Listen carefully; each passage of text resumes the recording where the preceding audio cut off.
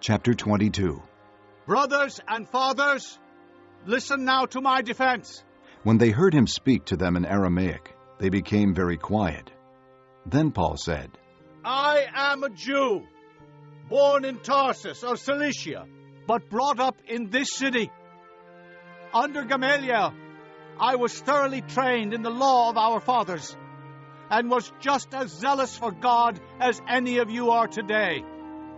I persecuted the followers of this way to their death, arresting both men and women, and throwing them into prison, as also the high priest and all the council can testify.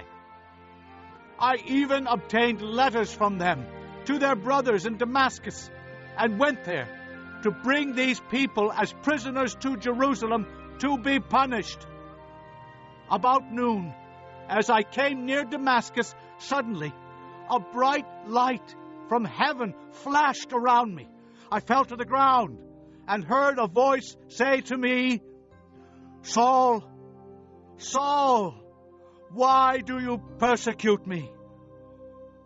Who are you, Lord? I asked. I am Jesus of Nazareth, whom you are persecuting, he replied. My companions saw the light, but they did not understand the voice of him who was speaking to me. What shall I do, Lord? I asked. Get up, the Lord said, and go into Damascus. There you will be told all that you have been assigned to do.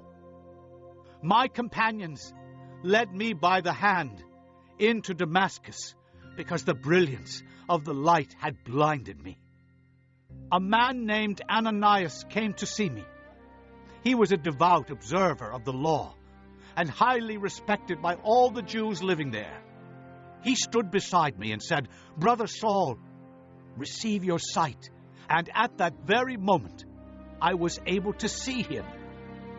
Then he said, The God of our fathers has chosen you to know his will, and to see the righteous one, and to hear words from his mouth. You will be his witness to all men of what you have seen and heard. And now, what are you waiting for? Get up, be baptized, and wash your sins away, calling on his name. When I returned to Jerusalem and was praying at the temple, I fell into a trance and saw the Lord speaking. Quick, he said to me, leave Jerusalem immediately, because they will not accept your testimony about me. Lord, I replied, these men know that I went from one synagogue to another to imprison and beat those who believe in you. And when the blood of your martyr Stephen was shed, I stood there, giving my approval and guarding the clothes of those who were killing him. Then the Lord said to me, Go, I will send you far away to the Gentiles. The crowd listened to Paul until he said this. Then they raised their voices and shouted, Rid the earth of him!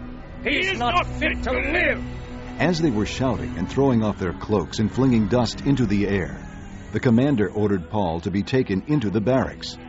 He directed that he be flogged and questioned in order to find out why the people were shouting at him like this.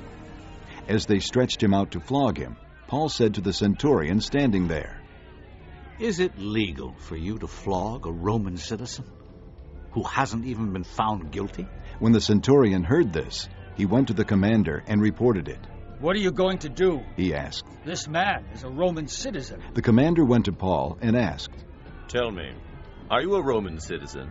Yes, I am, he answered. Then the commander said, I had to pay a big price for my citizenship. But I was born a citizen, Paul replied. Those who were about to question him withdrew immediately.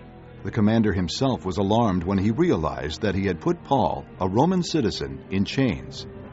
The next day, since the commander wanted to find out exactly why Paul was being accused by the Jews, he released him and ordered the chief priests and all the Sanhedrin to assemble.